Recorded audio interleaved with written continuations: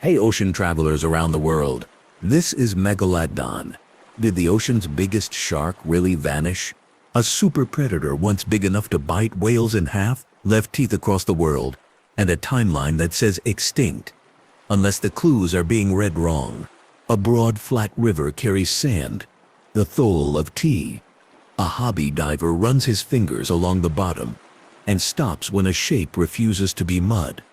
He lifts a triangle of fossils serrated like a saw, wider than his palm and heavy, in a way modern teeth never feel.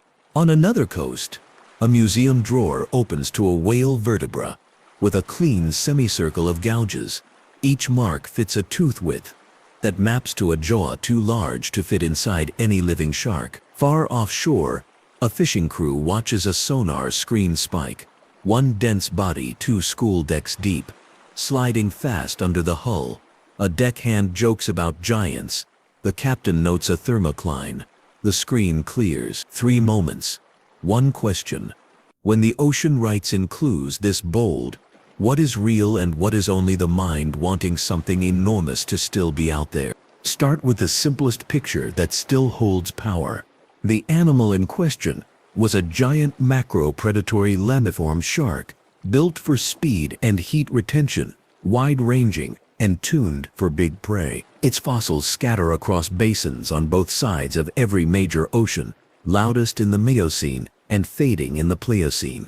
Apex predator of whales is not a poster, it's a daily job. It means patrolling shelf edges and broad warm currents, where baleen whales, small rorquals, and ancient dolphins fed. It means leaning into the physics of ambush, coming from below or behind, driving a bite into soft tissue behind a flipper, or into the belly seam, where a single hit could disable, then following a trail of blood and fat, the way modern large sharks still do when the first strike is not the last. Claims about size live or die. Buy receipts. This record does not bring skulls. Cartilage does not fossilize like bone. Instead, teeth and vertebral centra do the talking. Tooth crown height is the ruler that shows up most often, because teeth are what rivers and beaches deliver by the thousands. When those crowns are measured and compared with living laminiforms that have both teeth and known lengths, a pattern emerges. The math is not magic. It is careful scaling, anchored by jaw arc reconstructions, and where preserved, growth bands in vertebrae that echo years the way tree rings do. Stack the lines from several methods, and the credible window lands in the 15-18 meter range, immense, longer than a city bus, and heavier than a humpback whale. Numbers above 20 meters make headlines, but don't match the quiet statistics that scientists trust when the cameras leave. Quick fact to hold on to: a single big tooth crown, tall as a deck of cards, implies a jaw arc wide enough to bite a modern orca in 2 places at once. Where did an animal like that make a living? Plot the fossils by latitude and basin, and a heat map glows along warm, productive belts. Western North Atlantic shelves, the Pacific sides of the Americas, southern African coasts, Mediterranean corridors, when they were open for whale movement. These are the places that light up. The Miocene, with its warmer global average and rich coastal upwellings, reads like the species' high water mark. The Pliocene sees cooling trends and more complex currents. That's where the dots thin. Nursery sites tell the part of the story most people miss. In several coastal layers, teeth cluster at sizes that fit juveniles, not giants. The setting is always the same kind of place: shallow protected bays and near-shore eddies, where warmth, shelter from big predators, and dense food line up for small mouths. Picture rafts of fish fry, rays, cephalopods, and the kind of coastal life that lets a young shark grow without spending energy crossing deserts of water. Nurseries matter because they reveal tempo. A species that uses sheltered nurseries usually grows at a pace that trades raw speed for steady survivorship. Strong when the neighborhood is rich and predictable, vulnerable when nursery quality dips or prey shifts away from the coast. That same life history, slowish growth, big energy needs, made the species powerful in good times and fragile when the buffet changed. Before you get comfortable, take a moment to like the video and subscribe. but only if you really enjoy and want to fall asleep with ocean stories whenever you want. That same life history also explains why later small environmental pushes added up to a hard shove. Bones of whales bring the kind of blunt evidence that needs no poetry. In museum trays and field sites, ribs and vertebrae carry grooves too wide and too evenly spaced for modern sharks. The arc of the bite, laid out across bone, matches a jaw larger than any living species by a clean margin. The orientation of those gouges tells stories about attack angles, hits from below into the belly line, slices behind flippers where arteries run close, or bites that look like test strikes on floating carcasses. Scavenging leaves certain marks, pursuit hunting leaves others. In several sites, the marks stack in ways that match modern large shark tactics: push to the scale of whales, slam, tear, let blood loss and fatigue do a share of the work, and circle back. These bite marks, because they are preserved on bones that can be dated by the tiny fossils around them, also become clocks for presence, time-stamped proof that the predator was in that water mass at that age. Teeth, too, carry chemistry that reads like diary lines. Stable isotope ratios in enamel hint at water temperature ranges and the level in the food web the animal occupied. Trace elements can lean toward particular settings. Coastal upwelling signatures versus open ocean signals. One newer line of work reads zinc isotopes as a dietary badge. Top-level predators sort into ranges that separate them from mid-trophic feeders. When that chemistry is run across Megalodon teeth and those of modern great whites and ancient smaller sharks, the big animal consistently wears the top of the top signature. All that means in plain English, it was eating the eaters, and it did so in waters that stayed on the warm side. Climate did not flip a single switch. It nudged many at once. Through the late Miocene into the Pliocene, global averages cooled. Ice built on poles, young and then old. Currents sharpened. Fronts and gyres shifted their edges. Whales responded in the only way animals can, by following food. Baleen menus moved offshore and poleward deeper at times, away from the sheltered edges that make nurseries easy to defend.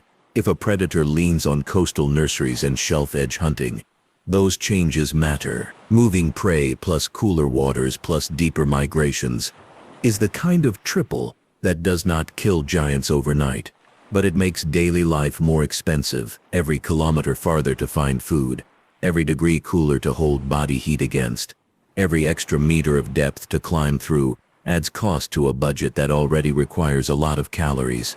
Competition fills in the rest of the squeeze. A smaller, faster, more flexible hunter, today's great white, is the obvious example. Can switch prey more easily, use cooler waters more often, and thrive where density of large whales drops. But pinnipeds and smaller cetaceans remain. Add orcas near coasts, with their cooperative tactics and taste for many of the same foods, and the picture becomes clear. On busy shelves and along island arcs, a nimble mixed diet beats a giant specialist when conditions wobble. No single competitor killed the giant. They simply ran the race better in the remodeled stadium. Dating the goodbye matters, and the rocks give a late Pliocene window and last appearances cluster. Last appearance in geology is a conservative phrase. It does not mean the last individual died in that moment. It means the youngest reliable layer where the animal still shows up. Those layers sit under others with microfossils, volcanic ash or magnetic flips that let scientists tag them tightly on the calendar. When many sites in many basins all stop yielding new, securely dated evidence after a certain horizon, the simplest reading is the correct one. The curtain came down across the world stage, not out of sight in one corner. Side trails tug, because mystery is fun. Pop culture loves a survivor. Cable specials have staged mock sightings with stiff fins, misdated footage, and confident narration. Viral clips show big shadows under boats that turn out to be bait balls stacked by sounders. The pattern is always the same. A real fact. A large tooth. A whale carcass with ragged edges. A deep sonar return. Stretches into a claim. And the claim hardens into a myth by repetition. The fix is not to mock, but to measure. Scale anchors in images, behavior tells that separate sharks from whales, and both from schools, metadata on photos, and a quick call to local researchers who know which species live where will turn 9 out of 10 huge unknowns into common things seen at weird angles. The question, could it hide in the deep, gets asked with honest curiosity. Treat it with the same honesty. An animal of that size today would leave behind a daily confetti of fresh teeth on coasts, busy with dredges, trawls, and divers. It would put clean modern bite signatures into whale carcasses, documented by networks that monitor strandings on every continent. It would load environmental DNA into choke points, straits, shelf breaks, island shadows where sampling programs already pull up long lists of species. It would crash as bycatch into nets meant for smaller fish and require those crews to invent new stories to explain the damage. Satellite tags on large whales would show odd, repeated encounters with something as large and toothy as the past says it was. Instead, the modern ocean's sensors, imperfect but everywhere, return nothing in all those lanes. That silence is not an attitude. It is data. Sharks shed teeth constantly. A single animal can drop tens of thousands across a lifetime. Recent coastlines act like wide combs. Rivers chew into fossil layers and dump old teeth on beaches. That's why people find Miocene and Pliocene crowns today. If a living Megalodon were out there now, Holocene teeth fresh by geologic standards, crisp enamel with no deep mineral replacement, would sit in dredge piles and trawl cod ends in places where thousands of eyes already pick through shells for anything unusual. A century of shell beds and phosphate pits and construction sand has produced no such teeth. That's not mood, that's a result. Environmental DNA deserves one more plain language minute. Seawater holds fragments of genetic material shed by fish, mammals, and invertebrates as they move. Filters pull them out. Sequencers identify them. The method is not magic. It misses rare things and it fights degradation. But in busy lanes and stable eddies, the method is already sensitive enough to map who passes through. If a relic population of giants used the same productive edges that whales and big sharks use now, a signal would likely appear first where oceanography squeezes traffic together. Decades of sampling and no blip is not proof in the courtroom sense, but when layered onto teeth, carcasses, and bycatch records, it rounds out the circle. Why does the myth feel so good? Humans lean toward the ancient and the enormous. Dinosaurs, giant sloths, towering sharks. These live rent-free in the mind because they put scale on a planet that can feel shrink-wrapped by screens. There is nothing wrong with that pull. It has to sit behind the wheel of facts, not in front of it. Respect the wonder, keep the receipts. A few case files show how honest mistakes happen. In one, a decaying basking shark, huge, harmless in life, loses tissue in a way that makes its head look like a long, pointed jaw. That shape washes up, and photos make rounds minus a scale reference. In another, a whale shark cruises under a small boat. The lens warps distance and turns a gentle giant into a looming unknown. Several famous sonar clips show dense, fast returns at a few hundred meters that later workups match to schools pulled tight by predators, or to layers where cold and warm water meet. None of this is dirty. It is just the ocean playing with light, sound, and nerves. Balance those with sites where rock does not argue. Coastal cliffs in several countries yield tight layers where tiny fossils fix dates, and those layers give up tooth after tooth at sizes and wear patterns that fill in the growth story. Canal cuts and phosphate mines expose older beds that act like time capsules. Each place adds one clean thing. This bay was a nursery. This line is the size ceiling. This horizon holds the last appearance. This pack of whale bones tells the prey menu. The strongest science picture is not built on one eureka, but on many small bricks that fit. Zoom in on anatomy for a moment without the math headache. A tooth is a tool built for a job. Broad, thick, serrated crowns. Grip and slice dense tissue. The root and base geometry seat those crowns into a jaw that can take torsion without popping teeth like bottle caps. Lever arms in the jaw, distances from muscle attachments to hinge, to tooth row, set bite force. Even without a fossil skull, living analogs and the sizes of preserved vertebral centra let researchers estimate bites that outclass modern large sharks several times over. Translate that into everyday action. A predator that can end a hunt with one or two well-placed cuts, and then wait for a whale to weaken before committing to the risk of staying alongside. Growth and life history hide in hard parts. Vertebral growth bands, counted like rings in wood and calibrated with known rates and living relatives, point toward ages at maturity later than small sharks reach in lifespans long enough to see many climate swings. Teeth that grow, shed, and regrow in patterns that track age add more lines to the chart. All of it says the same thing: big, slow to replace, and dependent on a steady economy of food and safe early years. Then versus now, oceanography is another lens that helps without drama. The Miocene offered broad, warm shelves with high productivity in many places where continents and currents met. The modern ocean still has productive edges, but large patches of the subtropics function like blue deserts.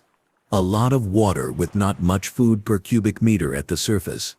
Giants that need dense prey are punished in deserts. That's why today's largest predators, like orcas and sperm whales, key in on specific edges and migrations, and even they show ranges that match where energy is easiest to collect. A megalodon today, if it tried to live like it used to, would find rich lanes too thin and too scattered too often. Population math, kept friendly, underlines that point. A species that big needs many calories.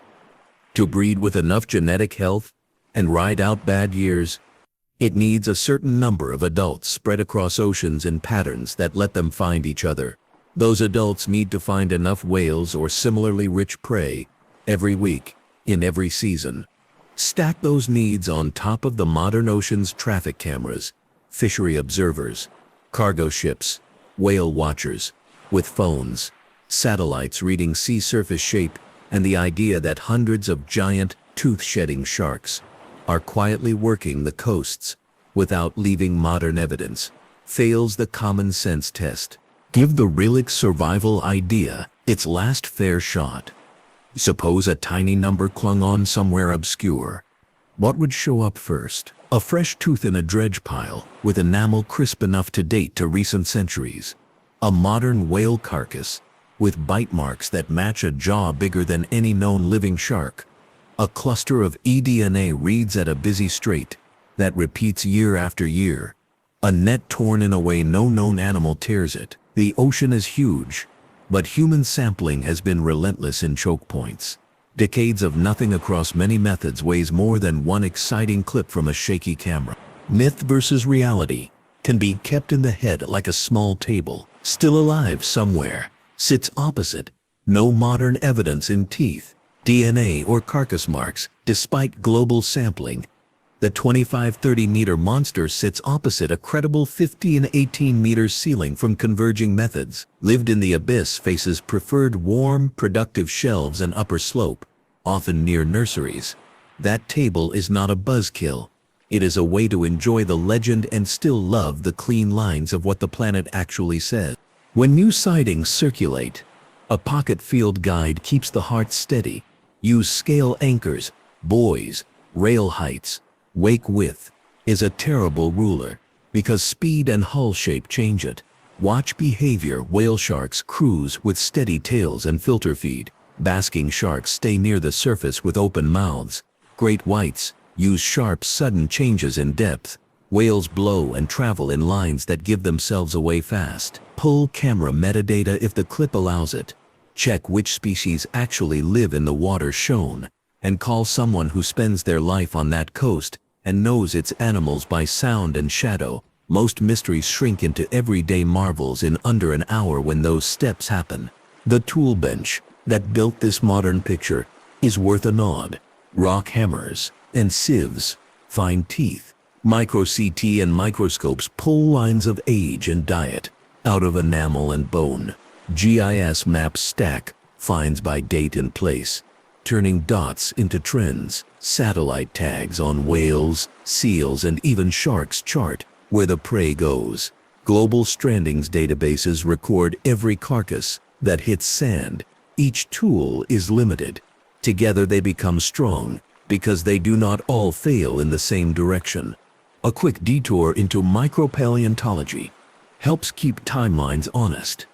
The tiny shells and microfossils embedded with the big teeth act like stamps that link a layer to a specific slice of geologic time. Magnetic reversals and thin ash layers from far-off volcanoes add more stamps. That's why same sand color as a nearby modern bed means nothing. Grains do not tell time. The microfossils do. Pathonymy, the science of what happens after death, explains why some bones shout and others vanish. Currents move carcasses. Scavengers strip soft tissues in hours. Chemistry dissolves bone in some environments and preserves it in others. Even through those filters, the record for this shark is huge. That volume matters because it makes the silence after a certain age thicker. It is not that the animal rarely fossilized. It is that for millions of years it did, and then it didn't. Modern whale carcasses close a circle. Strandings networks document wounds and bites with photos and measurements. Ship strike scars look one way. Orca work looks another. Sharks leave their own signature. If a giant jaw larger than any living shark were taking bites, those marks would show up in the stream of reports from beaches and bays where large whales wash ashore every year. They do not. For a living megalodon to be hunting today, it would have to hunt invisibly everywhere at once. That is not a thing. Meanwhile, co-stars in the fossil record, great whites and other laminiforms, show how stages change when climates and currents shift.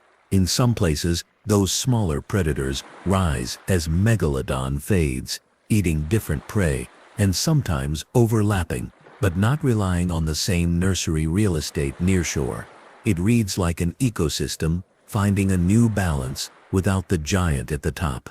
Environmental shift scenarios can be stacked side by side. Cooling plus prey redistribution. Strong sea level changes, altering nursery bays. Strong to moderate, depending on region. Productivity pulses fading near coasts. Strong where upwelling regimes changed. Rank them together, and the portrait that emerges is one of many small pushes that together toppled a very large, very good player whose margins were always going to be thin if costs rose. There is a clean conservation link that needs no lecture. The exit of a giant in deep time is a reminder that apex animals can fall when their world changes too fast or too far. Modern large sharks face a different pressure: industrial fishing, habitat loss, climate shifts of a new kind. Keeping today's big species around does not mean hoping for a ghost to surface. It means treating living oceans with enough care that the predators we still have can do their jobs. End this first stretch with a picture that pulls the pieces together. A Miocene shelf hums with life, and schools of sardines flash. Small baleen whales track krill blooms. Dolphins slice the surface. A shadow below is not a monster. It is an animal built by the same rules that make falcons and lions work: speed, leverage, patience, and a budget balanced on the richest days. Millions of years later, people hold its teeth, read their chemistry, and trace arcs of bite marks across bones. The story they build is not about fear. It is about how oceans organize themselves, how power depends on place and season, and how even the biggest hunter can be pushed out when the map changes. The next layer of the picture comes from walking shorelines that used to be seafloors. Wave-cut shelves expose bands of shell hash and iron-stained sand, where children and specialists bend at the same angle, searching. Among fragments of scallop and ray tooth, the occasional giant crown lies half-buried. A person can stand there and feel the scale directly, one serrated edge, one heavy triangle, one moment where the living animal stops being legend and becomes geometry. In some places these crowns come small and many, In others they arrive big and solitary. That contrast, spread across oceans, is how nursery coves separate from adult hunting grounds on maps that never show the animals themselves. Walk inland into quarries and canal cuts, and the layers turn from beach chatter to orderly stacks. In cross-section, a dozen stories of former seas stand still. Tiny foraminifera, the single-celled architects of time, give each band a name. When a giant tooth sits in the same sand as those tiny clocks, the date writes itself without argument.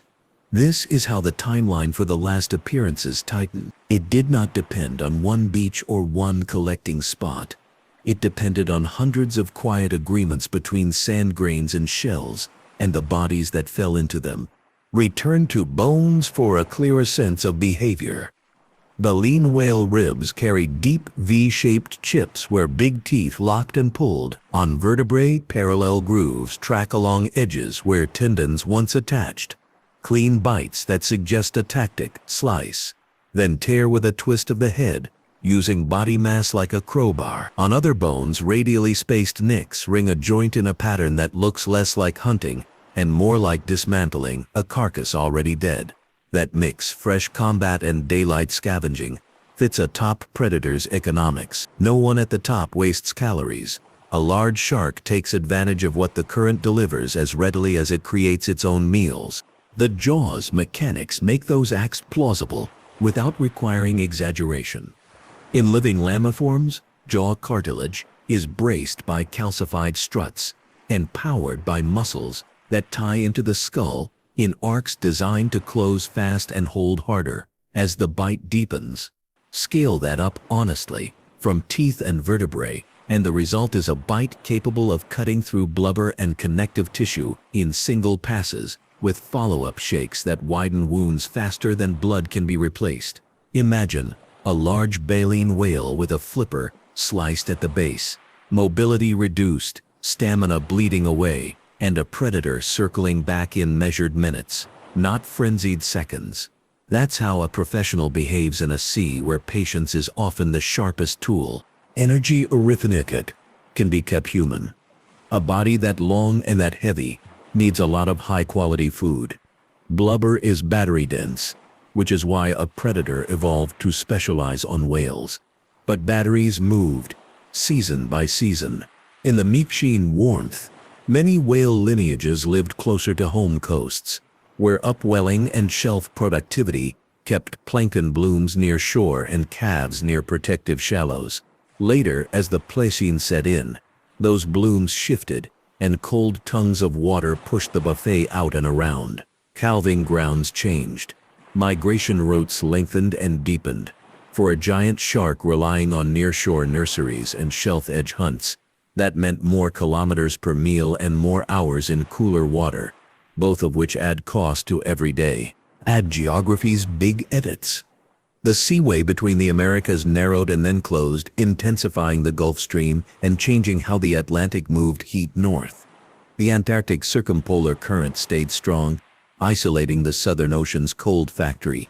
Sea levels bobbed with growing ice. Shallow coastal nurseries drowned or dried, depending on the land around them. The map a giant used to read by feel became a different book. None of those changes single-handedly erase a species. Together they make survival a tougher equation to solve. Modern confusion often starts in the eyes and ends in the heart. Offshore, a school of small fish grows tight under pressure from tunas and dolphins. A sounder paints that school as a dense moving block. A camera aimed down picks up a shadow that looks like one large thing, when it is many small things, with one shape. Online, the clip loses its context and gains a caption.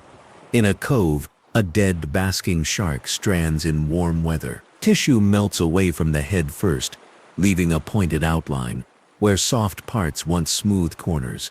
Photos freeze that strange outline, while the smell fades from memory. And again, the caption fills the gap. The fix is simple, and always the same. Compare, measure, and ask someone who sees these waters every week. Meanwhile, the Ocean Volunteer Army already looks beachcombers, pocket odd shells, and send photos. Anglers swap shots of strange silhouettes near the boat and wait for identifications from biologists who seem to live online as much as on the water. Whale watch crews log every scar on every fluke and fin. Shipping lanes bristle with AOS beacons. Satellites read sea surface heights to the centimeter. Gliders whisper water temperatures from below the waves. In this reality, a living population of giants working coasts and shelf edges would be noisy. Fresh teeth in dredge spoil. Modern bite signatures on stranded whales. Large animal bycatch reports. eDNA in choke points like straits and channels where water funnels life past our instruments. The stream is full of other things. Modern great whites, orcas, humpbacks, sperm whales, and vacant of anything that fits the old profile at the old scale. Consider the nurseries again, because they are the most human connection to a species' future. In shallow Miocene bays, small teeth sit by the hundreds in narrow bands. Juveniles were not hiding thousands of miles offshore. They were growing up, where warmth and food concentrate, and larger predators do not patrol as often. That strategy works when climate and coasts are stable. Vulnerability shows when those shallow places cool or sink, or are cut off by sandbars and changing currents. A nursery is a promise kept as long as the place keeps its bargain. When that bargain fails, the young pay first. At the other end of life, vertebral growth bands whisper ages. In many large sharks, the earliest estimates overstate age because bands can slow or change with temperature and metabolism. More refined readings still agree on one thing: getting large takes time. Age at maturity and pace of reproduction sit higher than in small sharks. A life built on taking years to produce big, capable juveniles can absorb season-to-season noise, but is not built to handle decades of poor nursery quality and scattered prey, even where the fossil record is thin. The absence is not random. Some basins preserve little because the chemistry eats bone and enamel. Others preserve too much old material and mix ages. Scientists work around that by focusing on those sites where the clocks are good, where microfossils and magnetic flips and ash layers anchor ages tightly. The signal that matters. The last interval where the animal still appears, shows up in those good places and then stops. That is how extinct is written in stone without drama. On the human side of the story, the myth holds because it is tidy. A giant leaving the stage feels wrong. Letting it haunt the wings feels right. Movies lean into that feeling, bending sizes and depths beyond what the animal likely managed in life. That bending makes for good posters, but weakens the real lesson.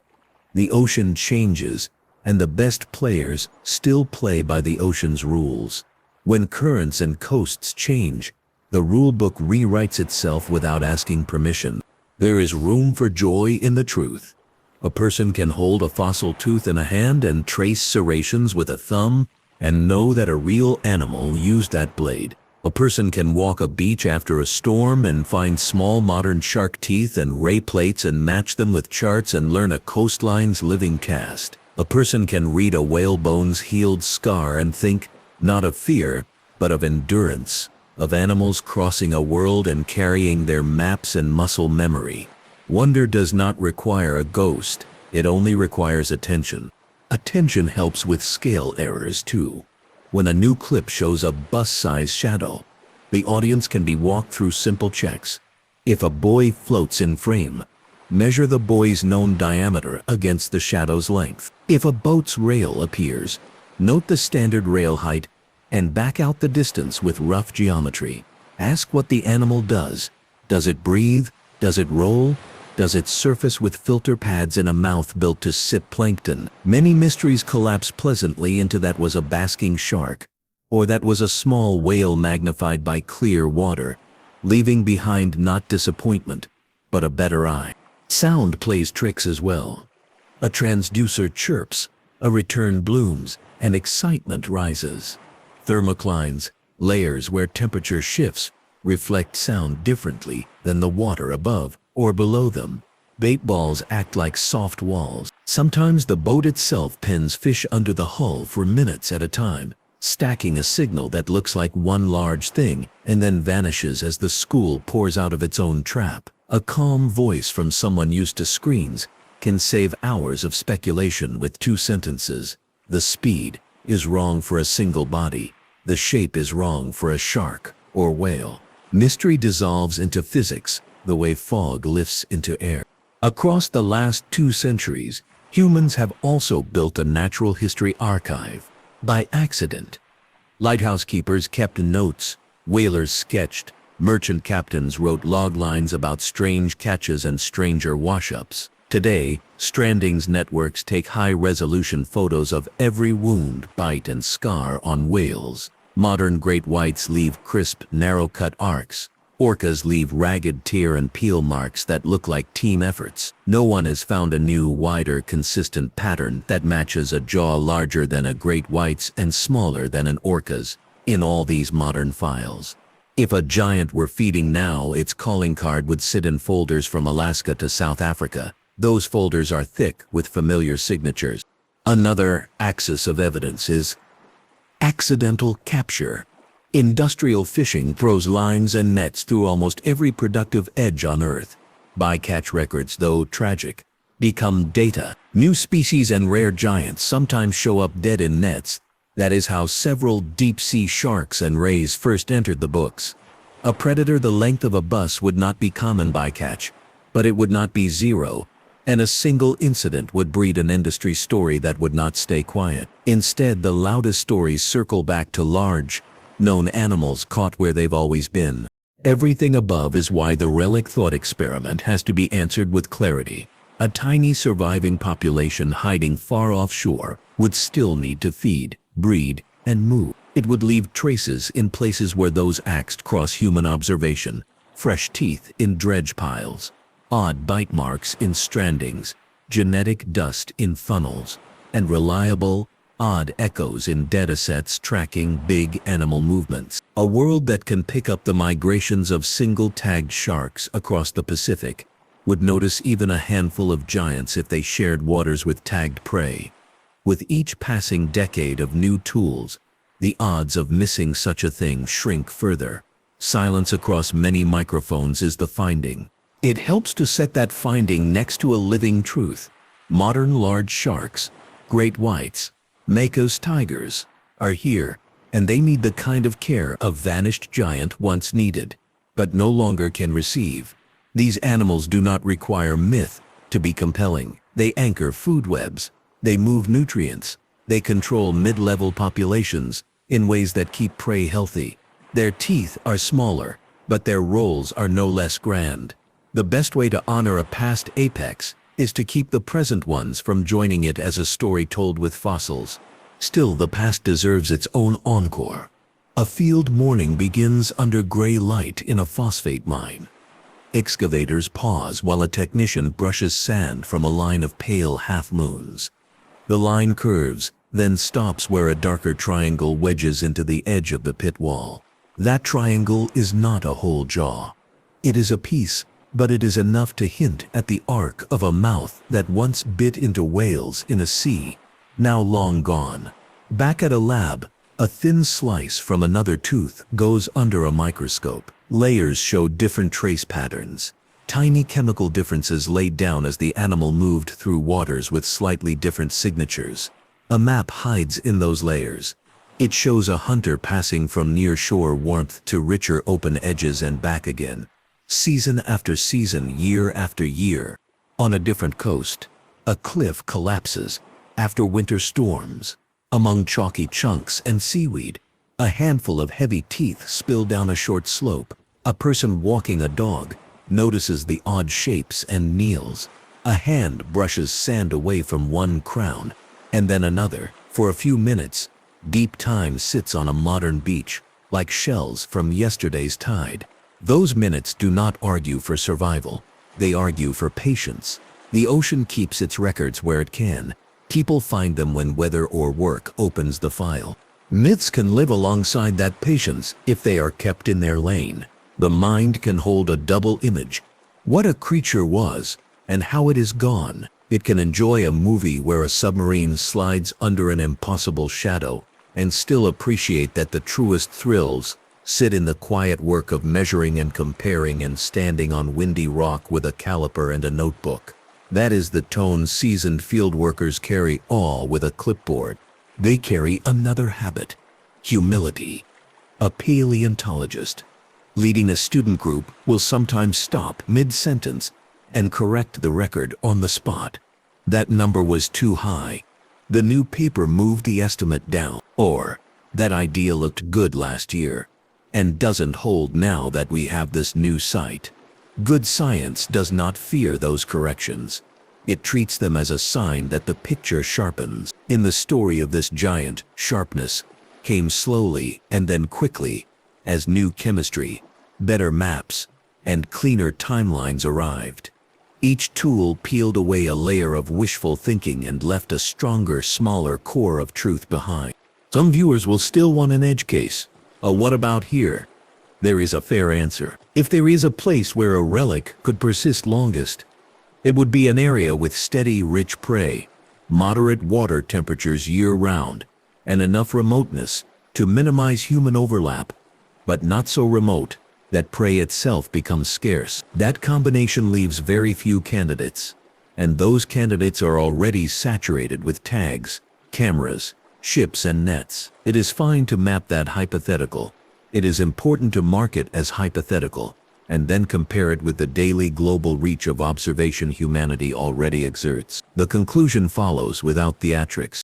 Put the pieces in a single breath, the way a late-night radio host might wrap a segment before music. An animal built to harvest whales took shape when seas were warm and shelves were generous.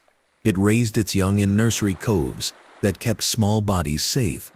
It grew to lengths that dwarf modern sharks and bit with a geometry that still shows on fossil bone.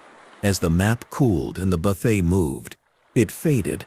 After a certain age, teeth stop appearing in layers that can be stamped as young. Today's oceans, drenched in sensors, yield no fresh modern sign. The fossil record is not a rumor mill. It is a ledger, and the last page has a date. Even so, the mind will drift to a thought experiment about meeting the animal while it still lived. Picture a calm morning on a Miocene shelf edge. A small rorqual whale moves with purpose under a line of slicks where krill concentrate. Far below, an outline holds in the thermocline, reading shapes above against the bright ceiling of the surface. Tail strokes send the outline forward a little, then not at all, conserving energy. A pinwheel of smaller sharks peels away. The outline waits. When the whale turns across the predator's bow, the outline accelerates once. No flurry, just a decision. The predator's head sweeps upward and slightly sideways to put the right blade where it needs to be. Contact is a sound more than a sight. A muffled crack through muscle and water. A pressure wave hitting a rib cage with intent. The whale lurches. The predator does not chase in a cloud of foam. It drops back into cooler water and waits again, playing the long, silent game that large hunters have always preferred because it saves injury and wins more often than it loses. People love this scene because it sits on the edge between fear and respect. It reads like a reminder that the planet runs on rules older than culture. Nothing in that reminder requires a ghost today. It requires instead a willingness to let a story end where the evidence ends and to find delight in what remains. Teeth in a hand, bones with scars, and a timeline that taught more about oceans than a rumor ever could. Another quiet truth sits underneath the whole topic. The way the ocean takes and gives back. It hides animals for a while and then throws them on coasts as fossils or drift or film in someone's camera. It erases other animals so well that only a few lines in rock tell us they ever existed. Against that shifting background, a species that left millions of teeth did not disappear neatly. It left an echo everyone can hear by walking a creek or a beach with the right eye. That echo says once, not still. For those who want to keep looking with discipline, there is a fair way forward. Document, don't dramatize. When a big shadow passes under a boat, note the time, the place, the water depth, the known species and season, the behavior. Compare the speed with the frame rate of the camera and the distance to fixed objects. If a whale strands with odd wounds, measure spacing with a ruler on a photo, or better, on the bone itself. Send images to networks that already catalog injuries. If a tooth is found, protect the context. An object without its layer is a shell without a story. When a claim is made loudly, ask for scale, method, and a path for independent checks. This is not skepticism for sport, it is care for the truth, which is better than any viral mystery when tended. By now the animal's silhouette in the mind should have gained weight and lost fog. It no longer needs a mega number to seem huge. 15-18 meters is enough to earn reverence. It no longer needs to swim in midnight trenches to seem mysterious. Warm shelves in bright water are mysterious when seen with informed eyes. It no longer needs a modern cameo to feel present. Teeth and bones do that work on their own. The legend shrinks into a legacy, and that is not a downgrade. Legacies teach. This one teaches how predators and oceans co-evolve, how climate writes in currents before it writes in ice, and how good field notes and good lab work can together answer questions the heart asks with a whisper and the mind answers with a legend. There will always be more to say, because new tools will keep shaving the error bars. Another nursery may be found in a cliff that has not yet fallen.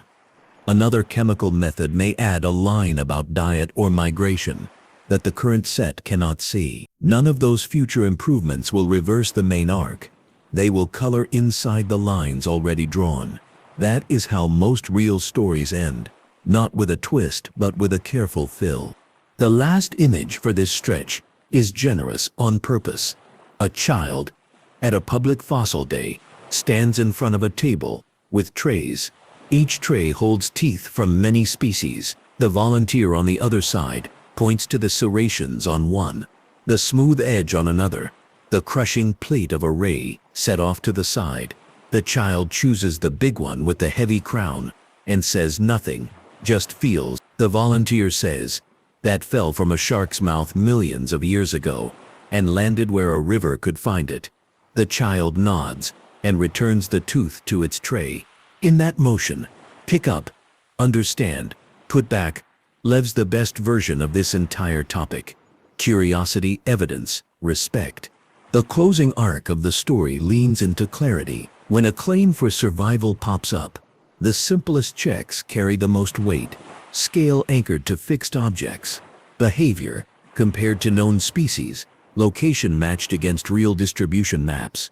And time of day and water conditions noted, because glare, turbidity, and depth change what cameras see. A clip filmed in tropical green water, with a gentle surface chop, that shows a steadily cruising, spotted giant will point, with almost no effort to a whale shark. A cold temperate scene with a high dorsal fin and a rolling back and forth glide that stays near the surface reads basking shark. Quick fact: when the animal never breathes, never shows a blow, and never shows tail flukes, the odds tilt strongly away from large whales, even when size feels huge. This is not about outsmarting anyone.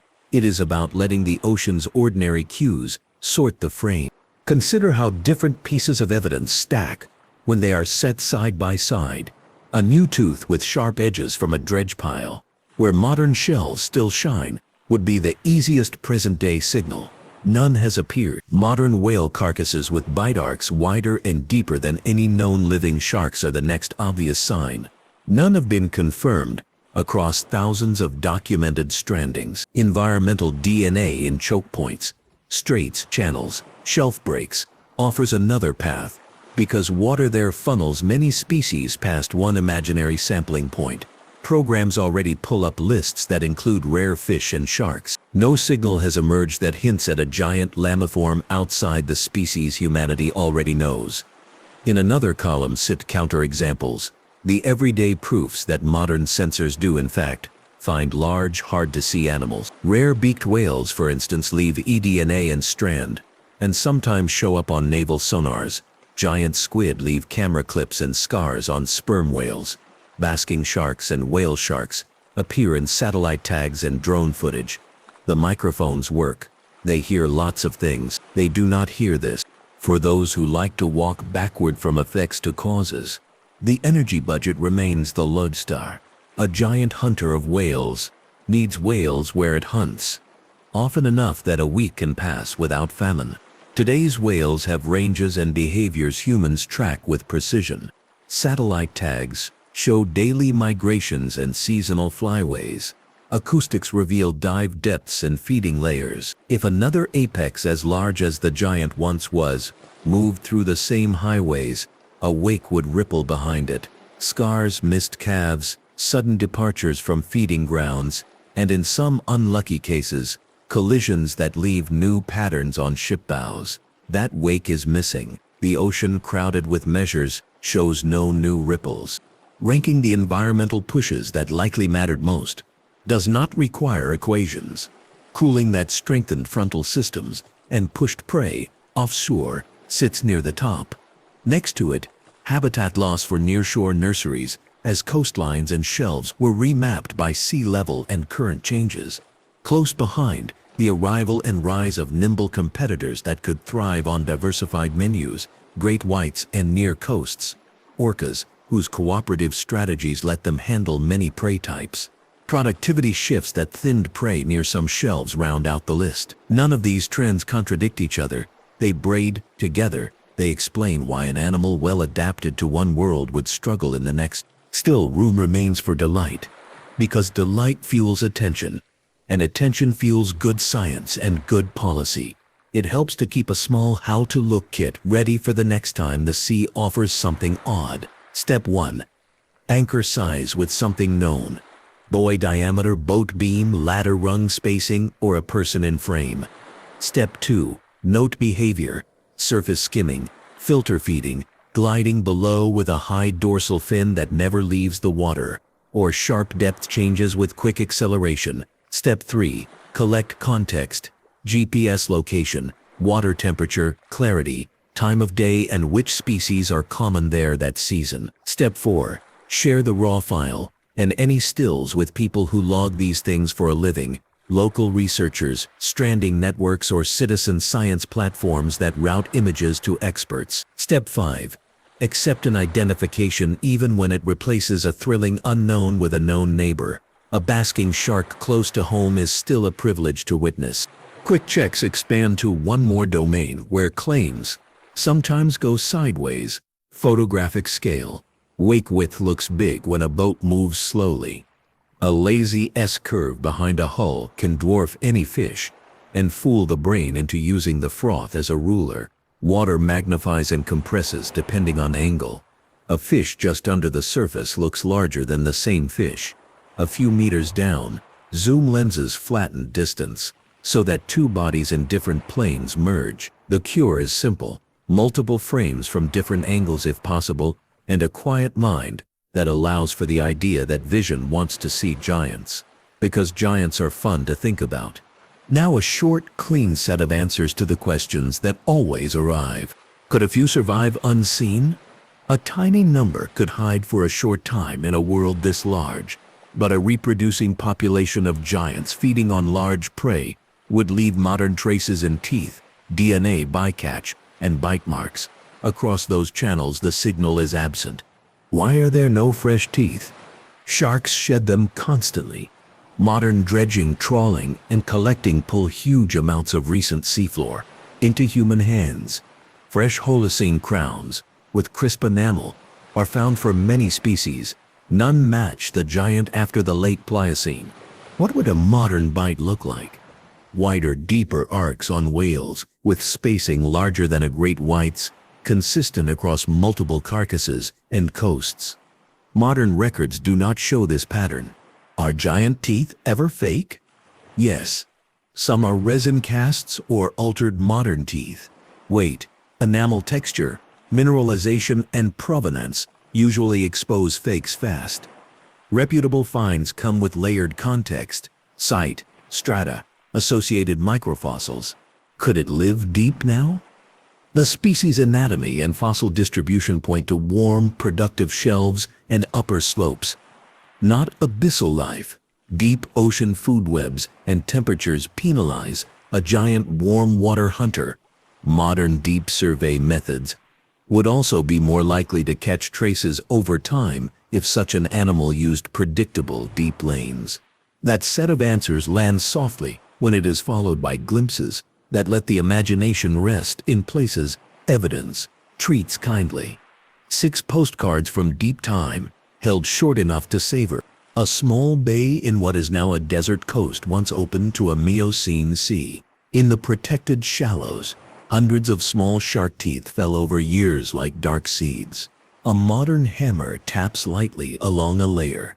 A child sweeps sand aside with a cheap paintbrush. In the tray that evening sit 20 small crowns, each one a mark that the nursery was real and busy. On a work table, a whale vertebra, the size of a dinner plate, carries a scalloped arc on one side. A caliper moves from groove to groove, the spacing, a few centimeters more than any living shark's tooth. Spacing draws an invisible jaw around the bone. The arc curves beyond the bone's edge, as if memory finishes a bite that stopped a moment too soon. At a phosphate mine, morning haze lifts as a shovel pauses. The operator climbs down because a dark line looks wrong in pale sand. That line, once brushed, becomes the edge of a partial jaw section. Teeth are missing. Sockets remain like a row of keyholes. The piece is not camera pretty. It is better context-rich, layered with tiny shells that will later pin its age so tightly that a whole paper will hinge on it. On a limestone ledge, a volunteer places a hand next to a single tooth for scale. The serrations look like a zipper. The tooth is heavy in a way photographs never convey. Mineral now, not enamel, part stone and part memory. The volunteer does not need it to be from a living animal to feel its power. The power is in the straight language of the edge. In a quiet lab at night, a tooth slice rests under a scope. Light passes through thin enamel. A camera sensor collects tiny differences in chemistry. Along growth lines, a computer turns those differences into a graph, then into a map of movement, through water masses that vary in temperature and trace elements. The map is not GPS. It is better than a shrug. It says, nearshore warmth here, open edge hunting there, seasonal rhythm that repeats until it stops. After winter storms, a chalk cliff on a modern coast slumps. Among broken blocks and brown kelp lies a cluster of dark triangles. A runner slows, then kneels. A phone buzzes with photos sent to a local group that has seen this before. In an hour, someone arrives with labeled bags. Nothing breathes life back into a giant. Everything connects present eyes to an old sea made briefly visible by gravity and weather. Set next to those postcards, the recap becomes almost quiet enough to miss. Teeth everywhere across Miocene seas and into the Pliocene. Chemistry that speaks of warm water and top-level predation. Bone scars that make tactics clear. Cooling and current shifts that moved prey offshore. And deeper, the rise of agile competitors near coasts. Nursery strategies that turned fragile when shallow places changed. A last appearance window that tightens in good rocks and then holds. A modern ocean full of sensors and eyes and nets without a matching sign. The ledger is not cruel. It is simply full. What remains to say owes more to generosity than to finality. The giant that isn't here still teaches. It teaches that scale is earned and expensive. It teaches that oceans are not backdrops, but machines with parts, currents, temperatures, fronts, shelves that set the rules of every chase. It teaches that myths can travel with the truth as long as each rides in its own lane, and that wonder is strongest when it shares space with method. Respect asks for one thing. Let the evidence settle the status while enthusiasm settles on what lives today. Enjoy the fossils. Protect the sharks still drawing arcs under modern hulls. Keep a careful eye on the edges of shelves where life concentrates and where even ordinary days can show extraordinary bodies moving with old purpose. The camera of the mind pulls back one last time. A shelf meets a slope under a bright surface. Schooling fish boil and flash. A modern great white rolls under the light line, small compared to the giant in memory, perfect in the role it plays. Far below, A sperm whale clicks to its pod. Far above, gulls mark a patch where bait pushes up. The sea is complete without a ghost. Because the work of the sea continues, and the records it left of giants are enough to honor them. Humans stand on beaches and boat decks and cliffs with trays, calipers, cameras, and an old steady curiosity. That curiosity is the through line from a serrated crown in a child's hand, to a museum tag, to a graph on a screen. It closes the story cleanly. Enjoy the wonder, love the evidence. Keep the living ocean wide and loud with its rightful hunters, and let extinct mean exactly what the science says. Even as eyes by habit keep one friendly glance on the horizon out of pure harmless hope.